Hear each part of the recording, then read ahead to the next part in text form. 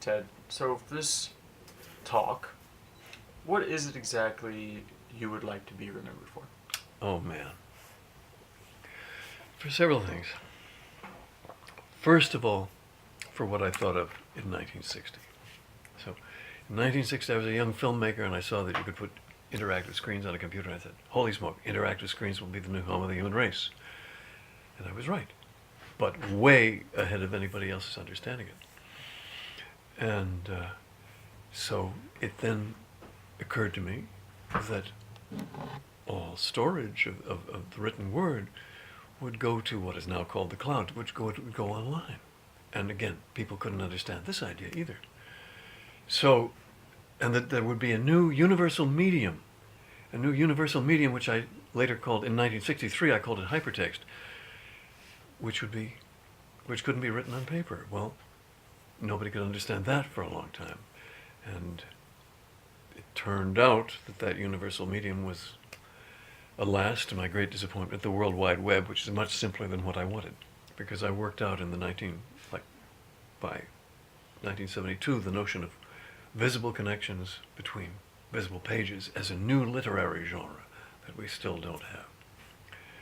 So that's one, so I'd like to be remembered as a visionary just for those things I understood way ahead of everybody else. And then secondly, my inventions, which have all been valid, the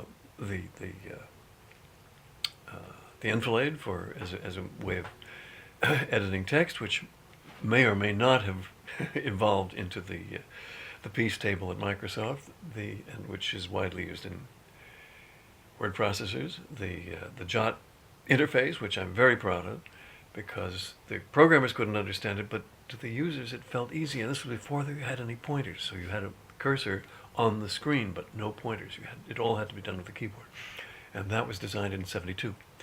My work on CGI, I worked on it starting early, but the real programmers were way ahead of me. So I threw in the towel on that in 1972, but I actually filed a patent application for a very strange machine, and you can read about that in my book, The Scene Machine. So other things I thought of perhaps earlier, the interactive braille display, I don't know if they have that yet. So allowing the user to feel dots rising under the fingers. And I published that in '65. I independently thought of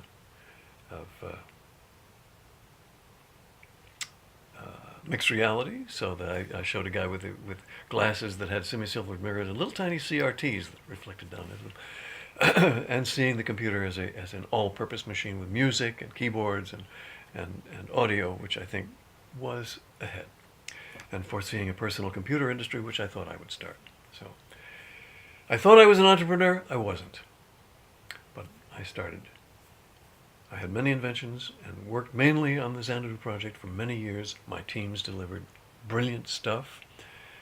The 1979 design by Roger Gregory, Mark Miller, Eric Hill, Roland King, and I'm leaving somebody else out.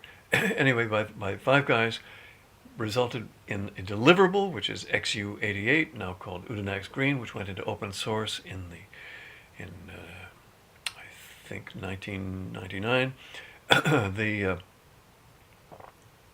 It turns out that Richard Stallman was so annoyed by the fact that we were secretive about the Xanadu methods that he started the GNU project.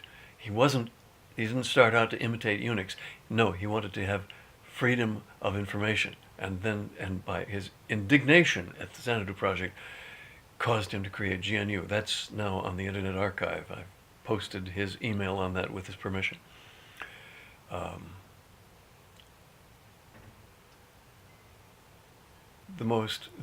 An invention called Zigzag, which is pieces of spreadsheet in multiple dimensions.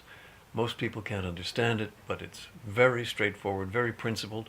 And there are two excellent demos on my YouTube channel, one by Adam Moore, who demonstrates chemistry, and remarkably by that.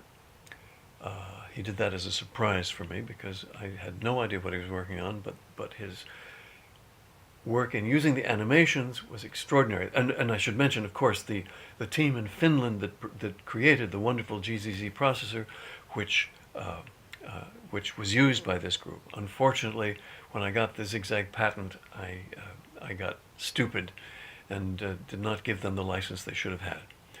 But and Zigzag never made any money, but the GZZ package is still usable and still works, and I greatly recommend it.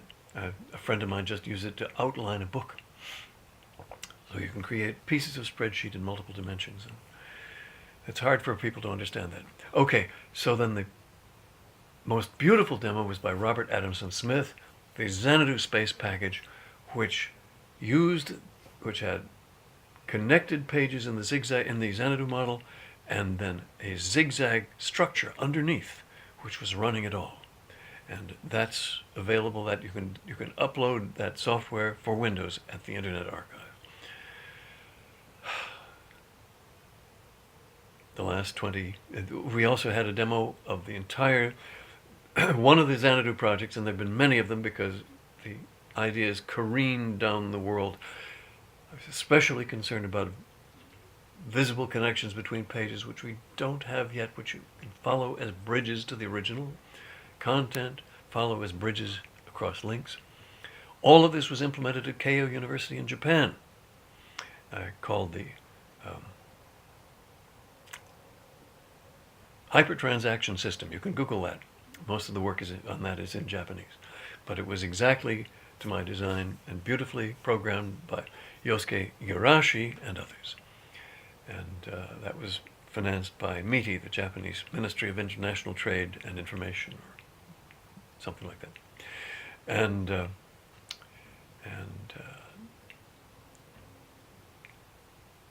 until her passing in 2015, Marlene and I worked continually trying to make some package of usable Xanadu work that we could distribute. And still, I pray that connected pages with visible connections will live on.